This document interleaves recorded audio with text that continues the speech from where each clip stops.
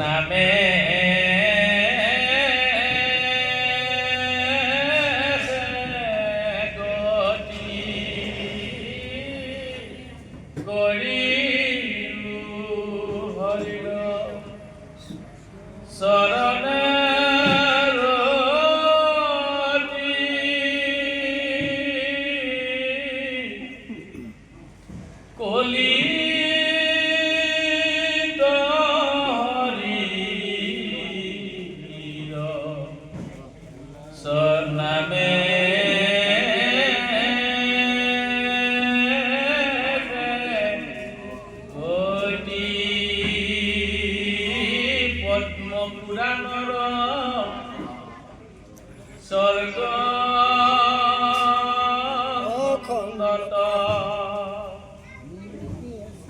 অনিৰূপী আছে কলি ধৰ্ম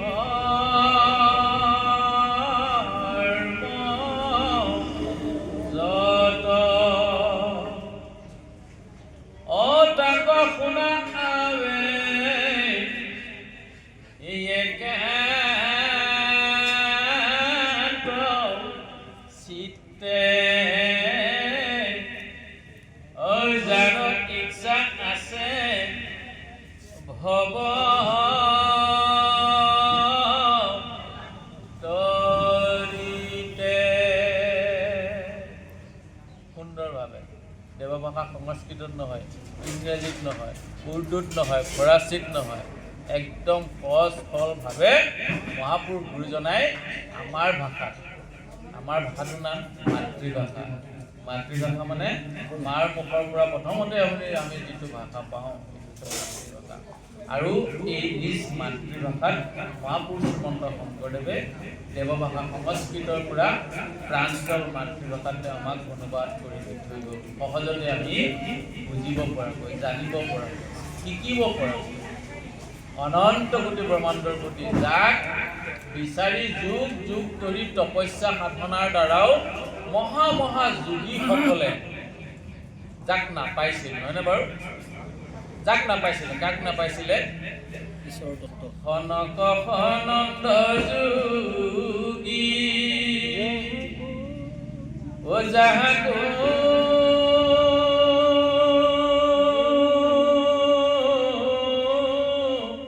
ধিয়া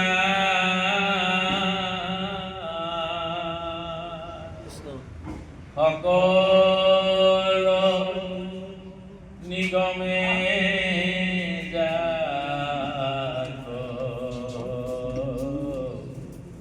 বিচাৰি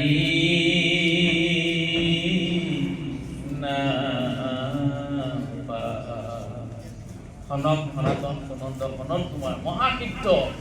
আমিতো তুচ্ছ হয়, অকণমান বালিচাহীৰ সমানো আমি নহয়, আমি ক্ষুদ্ৰ, সেইসকল সিদ্ধ ঈশ্বৰক বহুখিনি জানি গৈছে। তথাপিতো তেখেতসকলেও যাক লগ নাপাইছিলে, বিচাৰি নাপাইছিলে, সকলো নিগমে নিগম বহুত আছে, নিগম বহুত প্ৰকাৰ আছে। বেদৰ কৰ্ম মাৰ্গ, জ্ঞান মাৰ্গত নিগম বহুত আছে, কিন্তু হ'লেও সেইখিনি হৈছে জ্ঞান মাৰ্গৰ কাৰণে কি হৈছে আধৰুৱা, ই সম্পূৰ্ণ নহয়। কিন্তু সমস্ত নিগমৰ যিটো শ্ৰেষ্ঠ নিগম কল্পতৰু ফলিতম ফলম চুক মুখাদয়ম মৃত দ্ৰব্যসংযুক্তম ஈவத பகவதம் মালয়ম মহুৰভূলসিকা ভূমি ভাব নিগম কল্পতৰু শাস্ত্ৰৰ যি নিগমবাদ অৰ্থাৎ কৃষ্ণ ভক্তিৰ যিটো ধাৰা, যিটো ভাগৱত ধৰ্ম, এয়া হৈছে শ্ৰেষ্ঠ নিগম। সেইদৰ জ্ঞান মাৰ্গত থকা নিগমবিলাকো আধৰুৱা নিগম। এনেকুৱা নিগম বাদেৰে বেদৰ জ্ঞান মাৰ্গেৰে গৈ কৃষ্ণক বিচাৰি নাপালে সেই সিদ্ধ পুৰুষসকলে। কিন্তু এটা কথা গম পালে যে যাক আমি বিচাৰি নাপালোঁ সেইজনক কিন্তু এগৰাকী আই মাতৃয়ে মৃত্যু লাভ।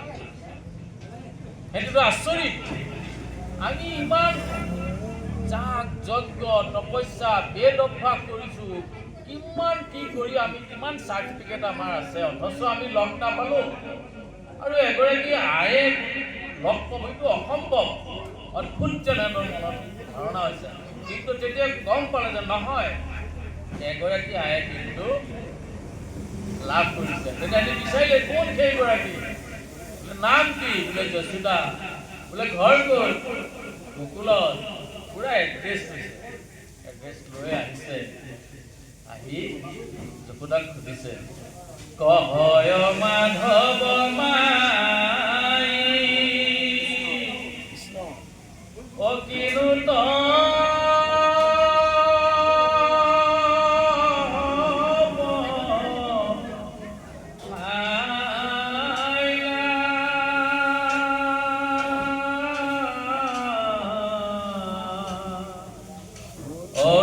জগত পতি হৰি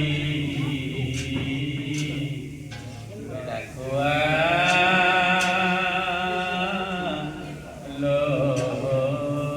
পাৰিলা।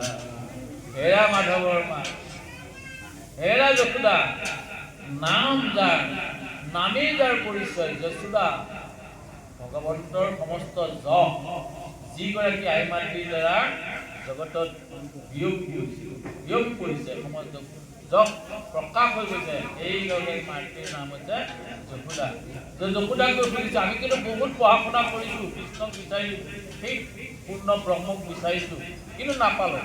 কিন্তু আমি ইমান পঢ়া শুনা কৰি, ইমান আমি মানে সাধনা কৰি যাক নাপালোঁ, তুমি কেনেকৈ পালা? এই যে তুমি পালা আৰু যে আমি নাপালোঁ, তোমালোকে যে তুমি নপঢ়া নকৰাকৈ যে পাই গ'লা, কোনটো পথেৰে গৈ সেইজনক পালা, সেই কৃতিত্বটো আমাক শিকাই দিব লাগে। কহয় মাধৱ মাই কিনো তপস্যাইলা, যে তুমি কি তপস্যা কৰিছিলা? আমিওতো তপস্যা কৰিছিলোঁ যুগ যুগ, কিন্তু আমি কৰা তপস্যাৰ দ্বাৰা সেইজনক নাপালোঁ, আৰু তুমি এগৰাকী স্ত্ৰী হৈ সেইজনক পালা, যে তুমি কোনটো কৃতিত্ব ব্যৱহাৰ কৰাৰ কাৰণে তুমি পালা, সেই কৃতিত্বটো আমাক শিকাই দিয়ে। আৰু সেই কৃতিত্বটো হৈছে যে তপস্যাইলা, মানে অৰ্থাৎ তপস্যা কৰিছিলা, তপস্যা কৰিলে মানে সাধনা কৰিছিলা। এতিয়া আমি সাধনা কৰিব লাগিব, আমি সাধনা কৰিব লাগিব। সাধনা কৰি খেতি বাতি হওক, ব্যৱসায়ত হওক, য'তে নহওক আপুনি সাধনা কৰিব লাগিব, তাৰ কাৰণে আপুনি যত্ন কৰিব লাগিব।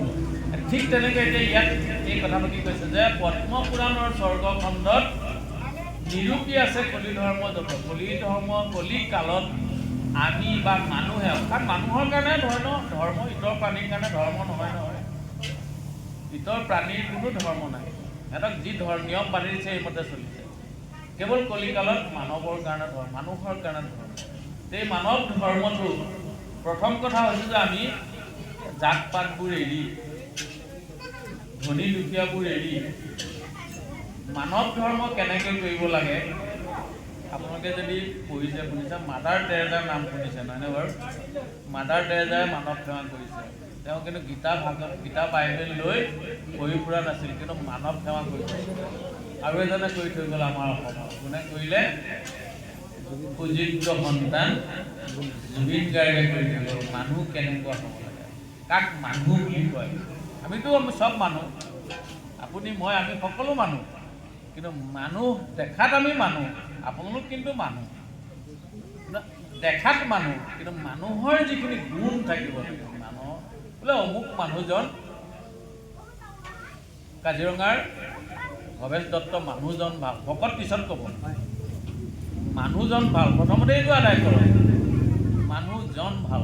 আজি কোটি কোটি জনতাই বিশ্বত অসমক চিনাকি কৰি দিলে জুবিন গাৰ্গৰ এই কাহিনী, হয়নে? বিশ্বই আজি কান্দিছে, বিশ্বই তেওঁক মানুহজন ভাল বুলি কৈছে। এই যে ভাল মানুহ এজন হওক, প্ৰথমতে ভাল মানুহ এজন হ'বলৈ চেষ্টা কৰক। ভাল মানুহজন হৈ গ'লে দেখিব ভকত আপুনি নিজে নিজে হৈছে।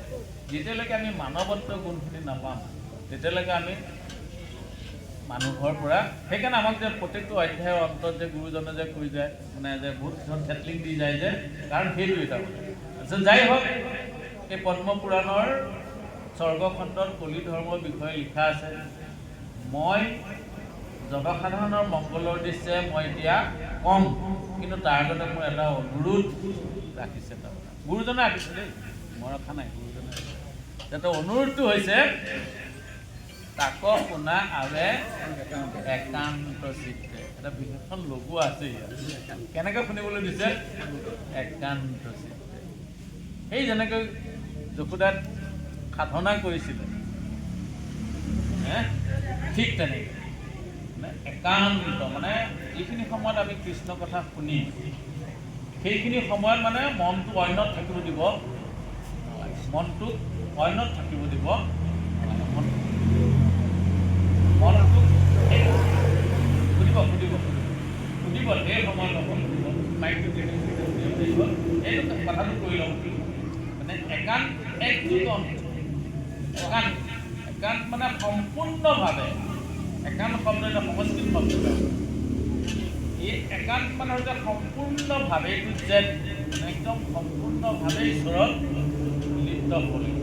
আৰু এই গোটেই বস্তুটোৰ মূল মেইন পইণ্টটো বা মেইন চুইচটো হৈছে আমাৰ মনটো। তাৰমানে এই মন যেতিয়ালৈকে ভকত নহ'ব তেতিয়ালৈকে আপুনি ভকত বনাব নোৱাৰিব। কাৰণ মন ভকত হ'ব লাগিব প্ৰথম।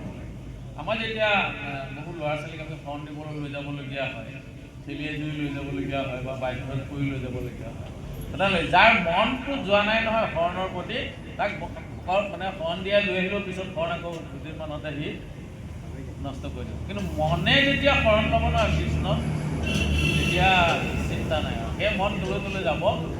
সেইকাৰণে কৈছে যে আকৌ শুনাবে একান্ত চিত্তে। আৰু চিত্তৰ কথাটোতো জানেই। কৃষ্ণ চিত্ৰক লগ পাইছে কেতিয়াবা?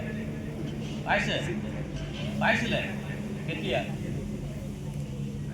আমাৰ দেহত 24টা তত্ত্বৰে পঞ্চ মহাভূত, পঞ্চ কৰ্মেন্দ্ৰিয়, পঞ্চ জ্ঞানেন্দ্ৰিয় আৰু পঞ্চতন মাত্ৰা, আৰু তাৰ লগত মনৰ 4টা প্ৰকাৰ, মানে মনৰ 4টা ৰূপ।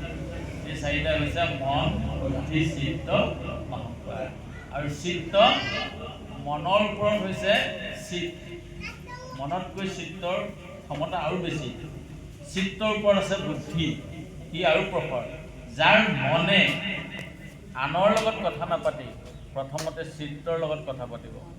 আপুনি, মই, আমি, আমাৰ মনটোৱে প্ৰথমতে চিত্ৰৰ লগত আলোচনা কৰিম। চিত্ৰৰ লগত আলোচনা কৰি যদি বুদ্ধিৰ লগত আলোচনা কৰোঁ, আমাৰ জীৱন এনেই সফল হৈ যাব।